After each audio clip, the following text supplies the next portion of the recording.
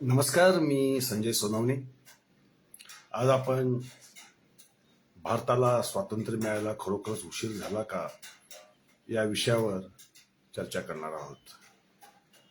खरं म्हणजे इतिहासामध्ये जर आणि तर या शब्दांना कसलाही अर्थ नसतो.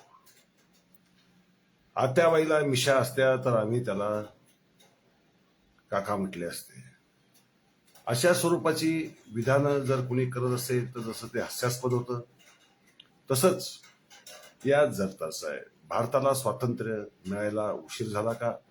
कारण हा प्रश्न विचारणारे ठराविक गोटातले लोक असतात आणि त्यांचा रोग कोणाकडे असतो हे सर्वांनाच माहीत असल्यामुळं त्याबद्दल जास्त बोलण्यात अर्थ नाही. खरं म्हणजे 8 ऑगस्ट आज आहे. गवालिया टँकवरून चले जावचा नारा दिला होता, त्याचा आज वर्धापन दिन आहे आणि त्याबद्दल आपण सर्व स्वातंत्र्य सेनानींना शुभेच्छा देऊयात आणि भारताला स्वातंत्र्य मिळायला खरोखर उशीर झाला का या विषयावर संगतवार चर्चा करूया.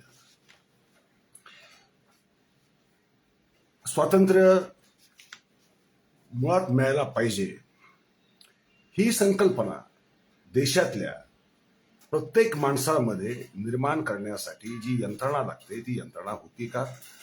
तसं वातावरण निर्माण केलं होतं का? आणि तशी परिस्थिती होती का याचा आपण सर्वात आधी विचार केला पाहिजे. भारतीय स्वातंत्र्य लढ्यांचा इतिहास हा तसा फार जुना आहे.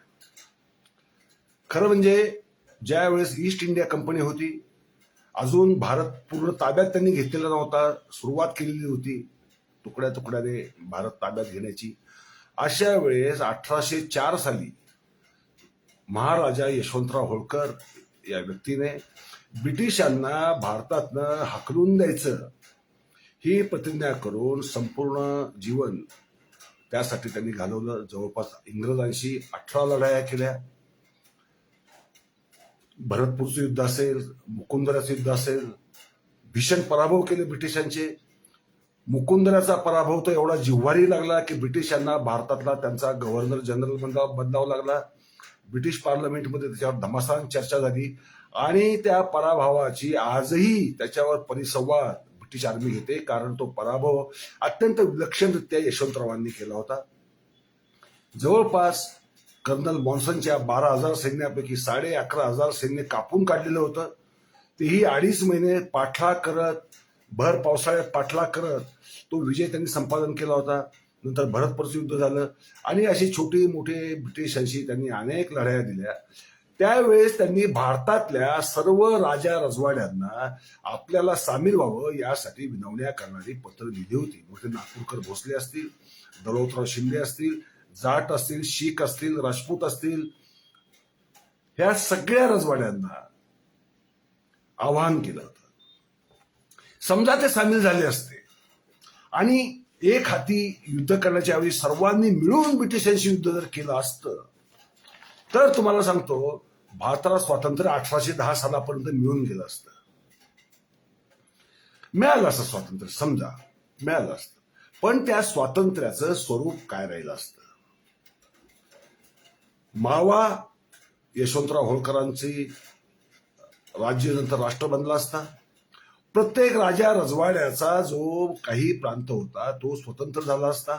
म्हणजे प्रत्येक राजे स्वतंत्र झाले असते. राजे स्वतंत्र झाले असते तर या देशामध्ये कमीत कमी 1000 राष्ट्र बनली असती. किती? कारण ब्रिटिशांनी संपूर्ण देश ताब्यात घेण्याच्या आधी भारतामध्ये राज्यांची संख्या, रजवाड्यांची संख्याच तेवढी मोठी होती.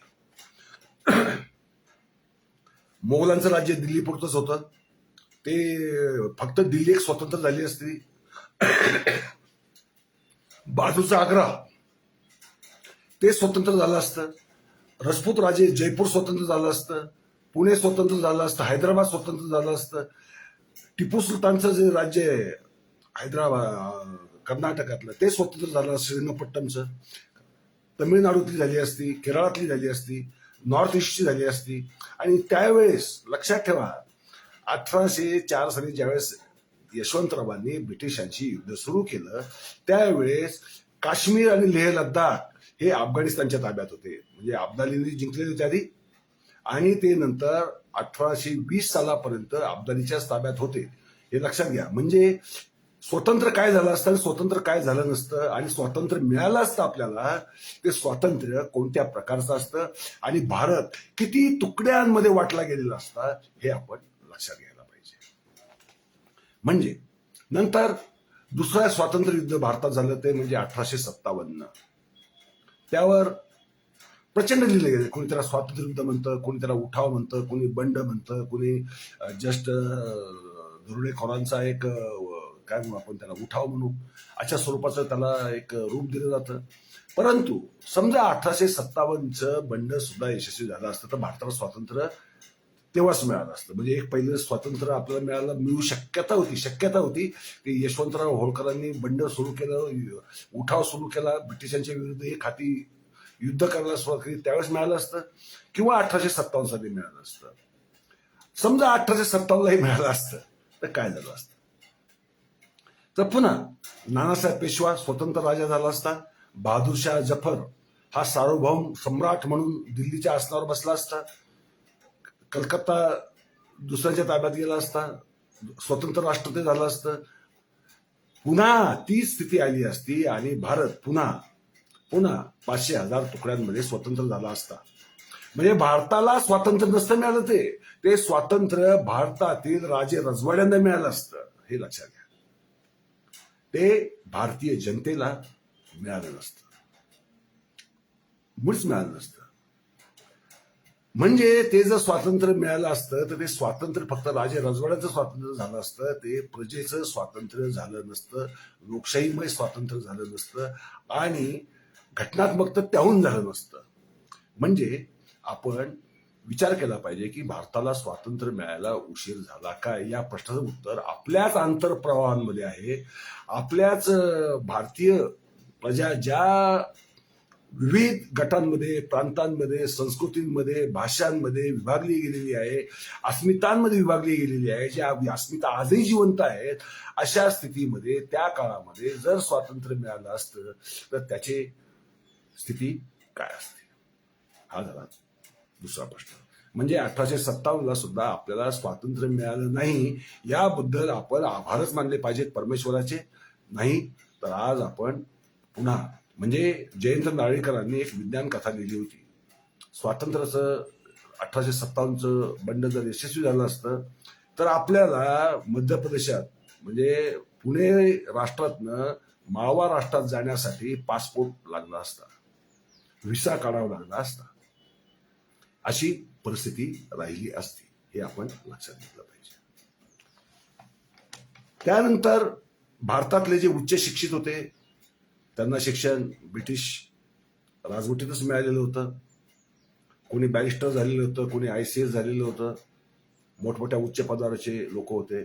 आणि ब्रिटिशातलेच काही जे ज्यांना वाटत होतं की भारतीय जनतेचं फार शोषण होतंय, ते होऊ नये म्हणून भारतीय लोकांच्या हातात काही अधिकार असले पाहिजेत, त्यांना किमान थोडीफार स्वायत्तता तरी मिळाली पाहिजे, त्यांचं एवढं शोषण होता कामा नये, अशा विचारांचे ॲलन होम सारखे लोक होते, ॲनी बेजंट सारख्या विदुषी होत्या.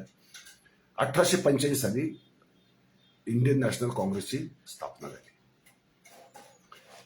या काँग्रेसचं पहिलं ध्येय मुळात स्वातंत्र्य नव्हतंच. कारण स्वातंत्र्य म्हणजे कोणाचं स्वातंत्र्य, कशाचं स्वातंत्र्य आणि कोणासाठी स्वातंत्र्य याची व्याख्या सुस्पष्ट नव्हती.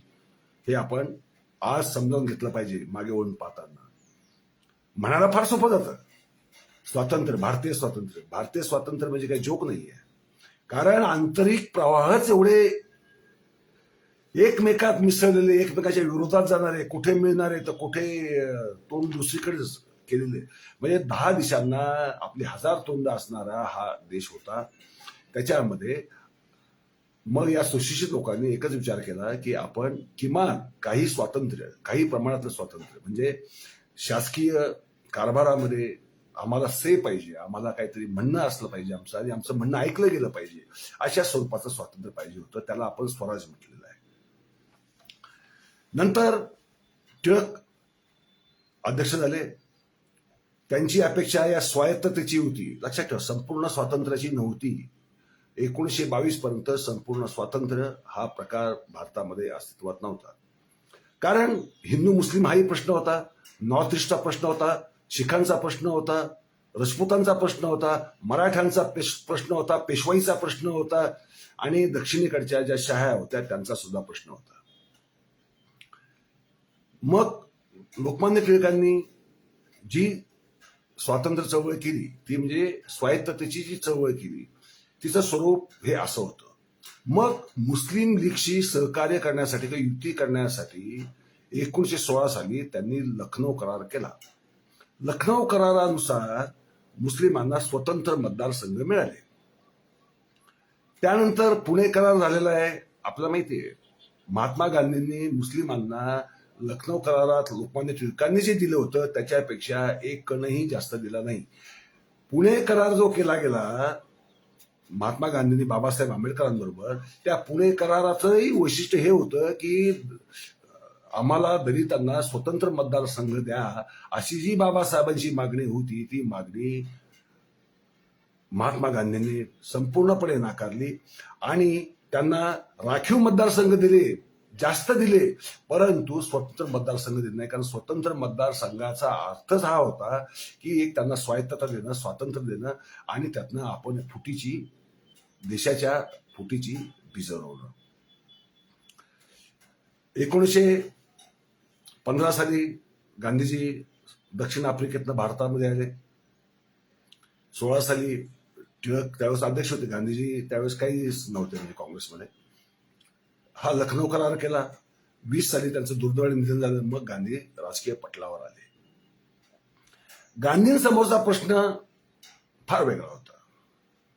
ज्या प्रश्नाची उकल करण्याचा प्रयत्न तत्कालीन नेत्यांना करायला जमलं नाही ती उकल गांधीजींनी केली. कारण त्यांच्या एक गोष्ट लक्षात आली की स्वातंत्र्य म्हणजे कोणाचं स्वातंत्र्य? स्वातंत्र्य म्हणजे कोणाचं स्वातंत्र्य? राजे राजवाड्यांचं स्वातंत्र्य, उच्च शिक्षितांचं स्वातंत्र्य, की या देशातील जनतेचं स्वातंत्र्य? हा खरा प्रश्न होता. हा जनतेचं स्वातंत्र्य की राजवाड्यांचं स्वातंत्र्य? कारण राजवाड्याचं स्वातंत्र्य म्हटलं तर देशाचे तुकडे पडणं अनिवार्य होतं, एक काय 1000 फाण्या होणं अनिवार्य होतं. म्हणून त्यांनी अहिंसा असेल, सत्याग्रह असेल, असहकार असेल, ही अहिंसात्मक साधनं निवडली आणि संपूर्ण देशामध्ये एक वातावरण निर्मिती करायला सुरुवात केली. आणि संपूर्ण स्वातंत्र्य मोतीलाल नेहरूंच्या अध्यक्षतेखाली ज्यावेळेस राष्ट्रीय काँग्रेसचं अधिवेशन झालं त्यावेळेस संपूर्ण स्वातंत्र्याचा ठराव केला गेला. तोपर्यंत संपूर्ण स्वातंत्र्य कोणाच्या मागणीमध्ये नव्हतं. लक्षात घेतलं पाहिजे. ती मागणी गांधीजींनी केली. याचं कारण असं आहे की गांधीजींनी तेवढा भारतीय जनमानसावर प्रभाव टाकला. त्यांना स्वातंत्र्याचा अर्थ उमगून सांगितला. त्यामुळे त्यांच्या प्रत्येक आंदोलनात जनसामान्य महिला सुद्धा फार प्रचंड मोठ्या प्रमाणावर सामील व्हायला लागल्या. त्यांना स्वातंत्र्य म्हणजे काय हे उमगायला लागलं. एक कांतापुरा नावाची कादंबरी राजा राव यांनी लिहिलेली, सत्य घटनेवर आधारित. गंमत अशी आहे त्या कादंबरीमधली की उत्तरेमध्ये महात्मा गांधी उपोषणाला बसतात. त्यावेळेस साधनं नव्हती, आजच्यासारखं इंटरनेट नव्हतं, व्हिडिओ नव्हते, टीव्ही नव्हता, काहीच नव्हतं. अशा काळामध्ये ती बातमी त्या कांतापूरला पोचायला 1-2-3 आठवडे लागायचे. ती बातमी पोचली की तिथले लोक उपोषणाला बसायचे. ते उपोषणाला बसलेले असायचे तोपर्यंत गांधीजींचं इकडे उपोषण संपलेलं असायचं. परंतु ते इमानदारीने गांधीजींनी उपोषण मागं घेतलं ही बातमी मिळेपर्यंत उपोषणाला बसलेले असायचे. प्रभात फेऱ्या काढायचे, भारत माता की जयचा नारा द्यायचे. कारण भारत हा दक्षिणेपासून उत्तरेपर्यंत आणि पूर्वेपासून पश्चिमेपर्यंत आपला आहे आणि त्याचं स्वातंत्र्य हे माझं स्वातंत्र्य आहे हा विश्वास त्यांनी प्रत्येकामध्ये निर्माण करण्यामध्ये अतुलनीय असं यश मिळवलं. आणि भारतीय स्वातंत्र्याच्या लढ्यामध्ये महात्मा गांधींना जे योगदान दिलं जातं त्याचं कारण नेमकं हेच आहे की स्वातंत्र्य म्हणजे काय हे त्यांनी मर्यादित सुशिक्षित उच्च शिक्षित लोकांपर्यंत मर्यादित ठेवलं नाही, तर अत्यंत अशिक्षित आणि अगदी तळागाळातल्या सर्वांपर्यंत पोचवायचा प्रयत्न केला. हा गांधींचा लढा 21 नंतर आपल्याला फार मोठ्या प्रमाणावर सुरू झालेला दिसतो. त्या काळात सशस्त्र क्रांती करणारे वर्ग होतेच. सावरकरांसारखे तर सशस्त्र क्रांती हाच त्यांना मार्ग योग्य वाटायचा. आजही खूप लोकांना असं वाटतं की सशस्त्र क्रांतीमुळे देश फार पटकन आझाद झाला असता आणि तोच योग्य मार्ग होता.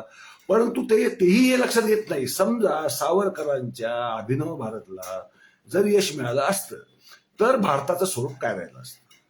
पुन्हा एकदा आपला प्रश्न तोच येतो की स्वातंत्र्य मिळणं हे महत्वाचं नव्हतं. त्या स्वातंत्र्याचं स्वरूप काय आहे, ते कोणासाठी आहे आणि ते कसं राबवलं जाणार आहे, हा प्रश्न महत्वाचा होता.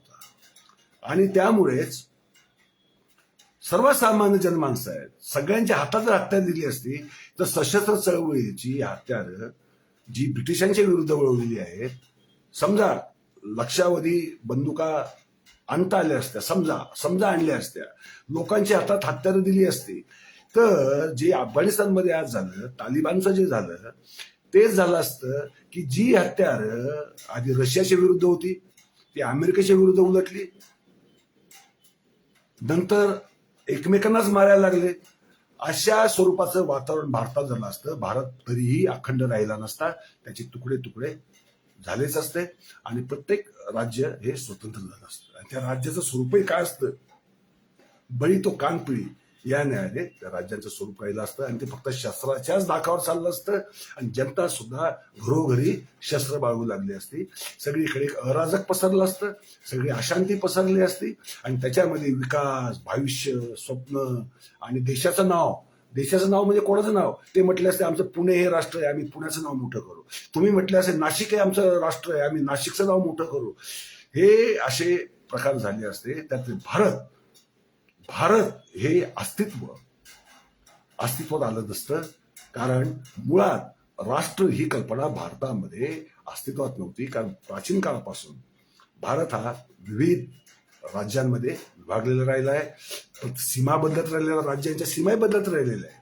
अशा स्थितीमध्ये सशस्त्र क्रांती जरी यशस्वी झाली असती तरी तिचं फलित हे झालं असतं आणि ती सुदैवाने म्हणा का दुर्दैवाने म्हणा ती नाहीच झाली यशस्वी. पण ती सहाय्यक मात्र निश्चितपणे ठरली, कारण असंतोष आहे ही जाणीव ब्रिटिशांना व्हायला त्याची चांगली मदत झाली. मग ते नेव्हीचं बंड असेल किंवा सुभाष बाबूंनी जी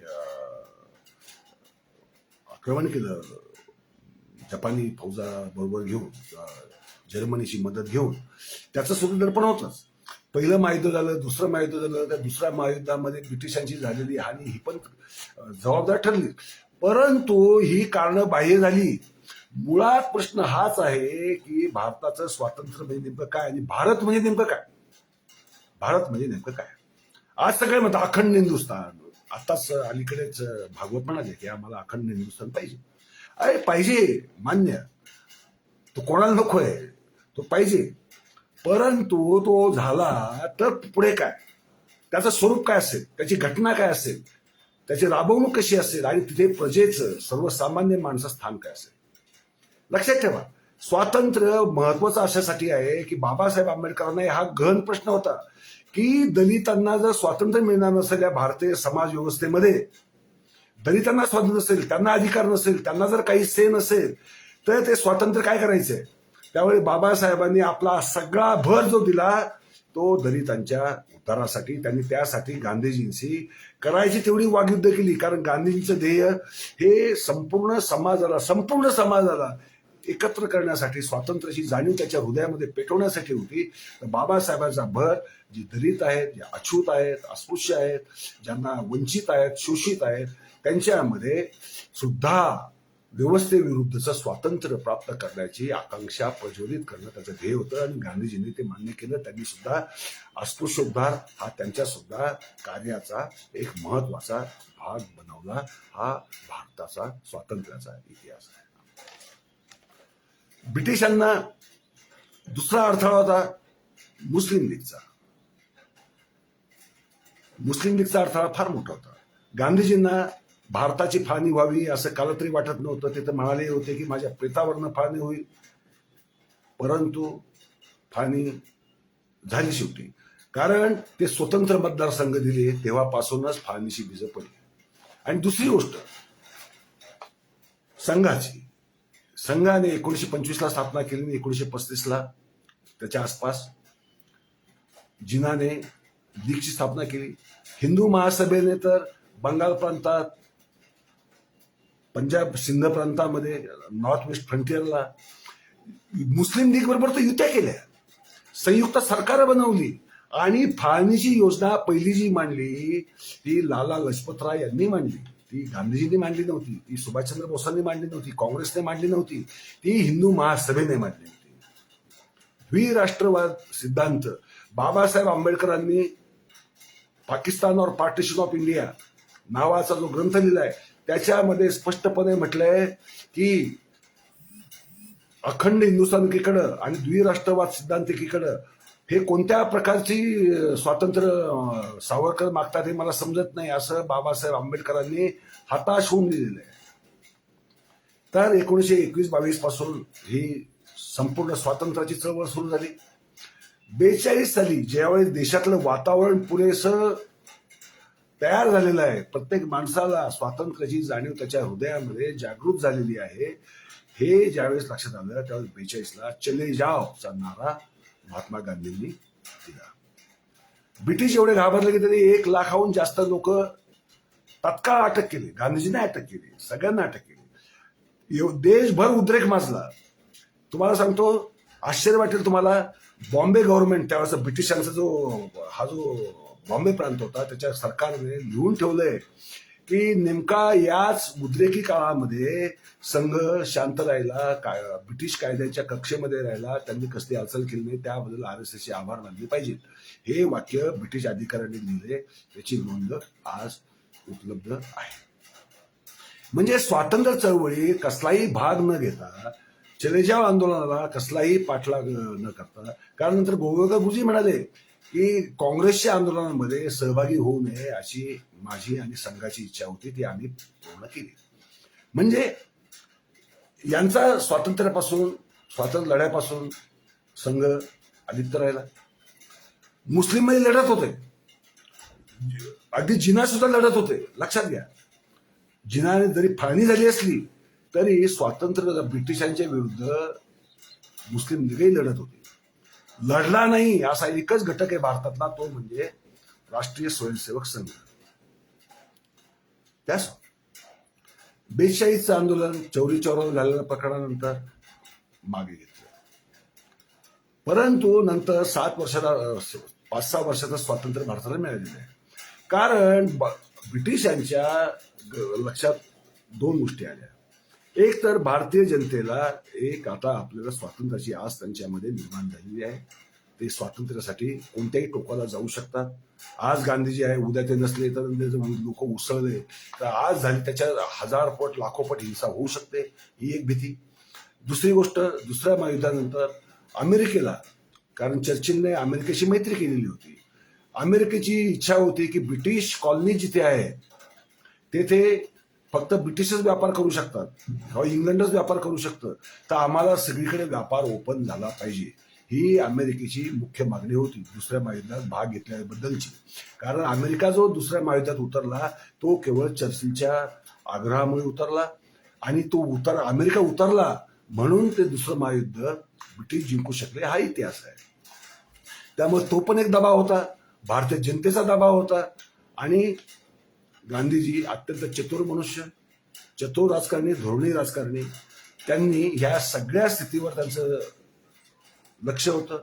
कारण गांधीजींना अमेरिकेचा पाठिंबा होता, गांधीजींना खुद्द ब्रिटनमधल्या पार्लमेंटमधल्या अनेक खासदारांचा पाठिंबा होता. त्यांनी जगभरातनं असं समर्थन जमा केलेलं होतं. आणि त्याची परिणती अशी झाली की आपल्याला 15 ऑगस्ट 1947 रोजी स्वातंत्र्य मिळालं. आता आपण त्याचा अमृत महोत्सव साजरा करत आहोत. हे जे स्वातंत्र्य मिळालं, भले फाळणीने मिळालं, पण ती एकच फाळणी झाली, म्हणजे पूर्व पाकिस्तान आणि पश्चिम पाकिस्तान. परंतु उरलेला जो भारत आहे, म्हणजे लेह लडाख सारखा प्रांत असेल की जो भारताचा कधीही सांस्कृतिकदृष्ट्या म्हणा, भाषिकदृष्ट्या म्हणा, वांशिकदृष्ट्या म्हणा भाग नव्हता. नॉर्थ ईस्ट आहे, नॉर्थ ईस्ट मध्ये तिथल्या भाषा वेगळ्या, तिथले वांशिक अनुवांशिकी वेगळी. हे असो किंवा भाषिक बदल, दक्षिण भारत उत्तर भारत एवढा भाषिक फरक आहे की दक्षिणेत द्राविडियन भाषा गट आहे, उत्तरेकडं इंडो युरोपियन भाषा गट आहे. अशा स्थितीमध्ये सुद्धा एक घटनात्मक राष्ट्र अस्तित्वात आलं. स्वतंत्र भारताची घटना असावी ही मोतीलाल नेहरूंच्या अध्यक्षतेखाली जी पहिली ठराव झाला तो 1926 साली, तो गांधीजींनी करून घेतला. लक्षात ठेवा, भारतीय घटना ही एकाएकी बनली नाही, परंतु त्याचे अध्यक्ष बाबासाहेब आंबेडकर असावेत ही काँग्रेसची इच्छा होती. म्हणून बाबासाहेबांना ते काँग्रेसचे नसताना, काँग्रेसचे विरोधक असताना, गांधीजींचे तर कट्टर विरोधक असताना सुद्धा त्यांच्या ज्ञानासाठी, आणि दुसरी गोष्ट अशी की भारतीय जनता जी आहे त्याच्यामध्ये आता सर्वांना समान स्थान आहे हे दर्शवण्यासाठी ही निवड झाली. आणि बाबासाहेबांनी, लक्षात घ्या, सगळ्यात महत्वाची गोष्ट, पुणे करार बाबासाहेबांनी जी मागणी स्वतंत्र मतदारसंघांची केली होती ती तर सोडाच, बाबासाहेबांनी घटना लिहिताना त्या मागणीचा चर्चेला सुद्धा तो विषय आणला नाही. अशासाठी नाही आणला कारण त्यांना माहिती होतं की जर घटनात्मक राष्ट्र जर बनणार असेल, घटनेतली मूळ तत्व जर सर्वांना स्वातंत्र्य देणारे असतील तर वेगळ्या मतदारसंघांची गरज आता उरलेली नाही. पण त्यांना आधी भीती होतीच ना, त्यांनी आधी भीतीच होती जर भारत स्वतंत्र झाला पण तो तुकड्यात तुकड्यात स्वतंत्र झाला तर मग दलितांची अवस्था काय असेल. एखाद्या राज्यामध्ये मनुस्मृती, दुसऱ्या राज्यामध्ये कुराणे शरीफ किंवा हदीसचे कायदे किंवा शरीयतचे कायदे, अशा स्वरूपाचं एकाच देशामध्ये 500 प्रकारच्या कायद्यांचं स्वरूप असणारं राष्ट्र नाहीच. अशी अनेक राष्ट्र निर्माण झाली असती. आजचा दिवस पाहिला कदाचित आपण धडधाकट असतो तर आपली स्थिती अत्यंत विकलांग, दुर्बल अशी झाली असती. हे आपण लक्षात घेतलं पाहिजे. त्यामुळे स्वातंत्र्य उशिरा मिळालं का, हा कुप्रचार अपप्रचार कोण करतं हे तुम्हाला सगळ्यांना माहिती आहे, प्रत्यक्ष सांगायची गरज नाहीये. तरी सांगितलंच पाहिजे की RSSचे जे कुजबूज मोहीमचे लोक आहेत ते एक तर त्या टकल्याच्या नेतृत्वाखाली कसं स्वातंत्र्य मिळतं, सत्याग्रह करून काय स्वातंत्र्य मिळतं का, अहिंसेच्या जोरावर करून स्वातंत्र्य मिळतं काय, मग काय तुमच्या लाठाकाठ्या चालून मिळतं का नाही मिळालं, मग का तुम्ही आंदोलनात सहभागी नाही झाले, का ब्रिटिशांकडनं तारीफ करून घेतली 42च्या स्वातंत्र्य लढ्यात लढलो नाही म्हणून. तर हे प्रश्न आपण विचारले पाहिजे. आता अलीकडे ते अनेक व्हिडिओ प्रचारित करतात की आमचे किती लोक स्वातंत्र्य संग्रामात होते. ते व्हिडिओ सगळे बोगस आहेत, खोटारडे आहेत. कारण खुद्द ब्रिटिशांनीच संघाची अनेकदा एवढी तारीफ करून ठेवली आहे आणि स्वतः गोळवळकर गुरुजी असतील, हेडगेवार असतील यांनी ते कबूल केलेलं आहे की आमचा सहभाग नव्हता आणि तो का नव्हता हे त्यांनी स्पष्ट केलंय. हे सावरकर जे आहे त्यांनी तर मुस्लिम लीग बरोबर युत्या केल्या आणि तरी अखंड हिंदुस्थानच्या वल्गना ते तेव्हाही करत होते, आताही करतात. हे म्हणजे हास्यास्पद आहे. हे म्हणजे आयत्या बिळावर नागोबा किंवा आयत्या पिठावर रेघोट्या ओढण्याचा हा प्रकार आहे तो भारत कसा बलशाली होईल, कसा समर्थ होईल आणि एक दिवस इतर राष्ट्रांना, आसपासच्या सगळ्यांना वाटेल की आम्ही भारतातच जर सामील झालो तर आमचं कल्याण होईल, असं जर वाटलं तर अखंड हिंदुस्थान होईल. तो असा बळजबरीने युद्ध करून होत नसतो. बळजबरीने शस्त्राच्या बळावर तुम्ही कोणत्याही जगातल्या कोणत्याही जनतेला दीर्घकाळ अंमलाखाली आपल्या ठेवू शकत नाही. स्वातंत्र्य द्यावंच लागतं, स्वातंत्र्य असावंच लागतं, कारण स्वातंत्र्य हा मानवी अस्तित्वाचा पाय आहे. आणि गांधीजी तर म्हणाले होते की मला फक्त भारताचं स्वातंत्र्य नको आहे, मला अखिल जगातल्या मानव जातीचं स्वातंत्र्य पाहिजे. हे जगातल्या मानव जातीचं स्वातंत्र्य मिळणं जोपर्यंत मिळत नाही तोपर्यंत खऱ्या अर्थाने माणसाला माणूस असल्याचा एक सार्थ असा अभिमान वाटणार नाही. जो दुसऱ्यावर दडपशाही करतो, दडपण आणतो, धमक्या देतो आणि त्याला वर्चस्वाखाली ठेवायचा प्रयत्न करतो, न्यूनगंड द्यायचा प्रयत्न करतो, तुच्छ लेखण्याचा प्रयत्न करतो, खालसा लेखण्याचा प्रयत्न करतो, त्याला पारतंत्र्य म्हणतात. आणि ते पारतंत्र्य मला नको आहे. मला संपूर्ण मानव जातीचं स्वातंत्र्य पाहिजे. मित्र, महत्वाची गोष्ट अशी आहे की भारत हा असाच स्वतंत्र झालेला नाही. तो स्वतंत्र होण्यामागं ह्या सगळ्या विचार प्रवाहांना, दबावांना आणि व्यवस्थेला लढून तो मिळाला होता. कारण स्वातंत्र्य द्यायचं कोणाला, ब्रिटिशांसमोर तर आधी 2 पर्याय होतेच ना. मुस्लिमांकडनं, बहादूर शाह जफरकडनं आम्ही सत्ता मिळवली, आम्ही त्याच्या ताब्यात देतो आणि जातो. मग तुम्ही तिकडे गोंधळ घाला. ब्रिटिशांना काही प्रॉब्लेम नव्हता. प्रॉब्लेम आपल्याला होता. लक्षात ठेवा, आपले घरचेच गोंधळ एवढे होते, घरातला कचराच एवढा होता की तो साफसफाई केल्याखेरीज दिवा लावणं सुद्धा मूर्खपणाचं ठरलं असतं ते. आणि टिळकांचं म्हणणं होतं की पेशव्यांकडनं तुम्ही 1818 साली पेशवाई बुडवली आणि आमच्याकडनं सत्ता मिळवली, तर सत्ता आमच्या ताब्यात द्यायला पाहिजे. असेही वाद झालेले आहेत, आजही होता की पेशव्यांच्या ताब्यात की मोगलांच्या ताब्यात, मोगल सत्तेच्या ताब्यात. असं जर का पेशव्यांच्या ताब्यात आली असती, समजा पेशव्यांना सत्ता दिली असती, तर पेशव्यांच्या ताब्यात जेवढा काही भाग होता तेवढाच मिळाला असता. बाकीच्या भागाचं काय, तिथे कोणत्या सत्ता आल्या असत्या? म्हणजे मग आदिवासींनी काय केलं असतं, दलितांनी काय केलं असतं, ओबीसींनी काय केलं असतं, हे सुद्धा प्रश्न महत्वाचे होते. म्हणजे आंतरप्रवाह जे आपल्याला वाटतात की स्वातंत्र्य मिळालं झालं, अरे स्वातंत्र्य मिळालं म्हणाल ते कोणाला मिळालं? देशाला मिळालं. देश कोणता? कोणता देश? पुणे जिल्हा हा देश? जिथे पेशवाईचं राज्य आहे तेवढा देश? की मोगलांचं राज्य आहे तेवढा देश? की नागपूरकर भोसल्यांचं राज्य आहे तेवढा देश? का टिपू सुलतानाचं राज्य आहे तेवढा देश? किती देश झाले असते? या सगळ्या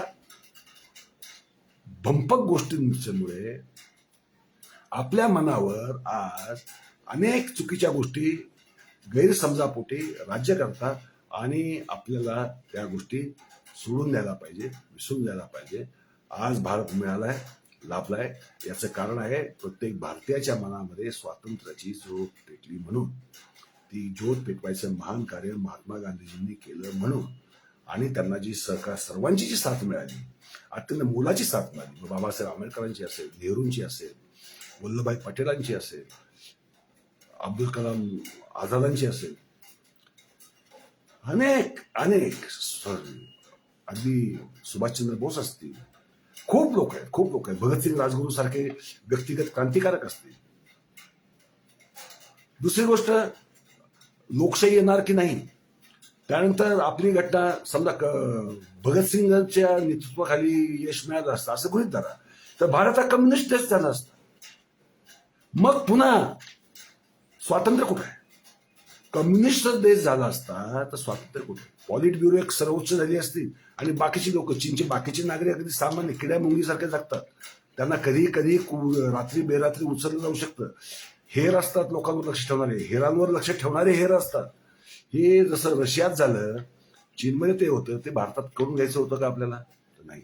मग आपल्याला जे लोकशाहीत्मक, घटनात्मक, सर्वांना समता देणारं, सर्वांना बंधुतेचं वातावरण निर्माण करणारं, एक आत्मविश्वास देणारं एक राष्ट्र पाहिजे होतं. ते राष्ट्र आपल्याला मिळालं आणि त्या स्वातंत्र्याचा आपण जय जयकार केला पाहिजे, गौरवाने म्हणायला पाहिजे की होय आम्ही स्वतंत्र आहोत, कारण आमचा देश, संपूर्ण देश स्वतंत्र आहे. ही महत्वाकांक्षा, हा अभिमान आपल्या उरामध्ये दाखवून आलाच पाहिजे. सर्वांना स्वातंत्र्याच्या अमृत महोत्सवाच्या अनंत अनंत शुभेच्छा. मित्र, धन्यवाद.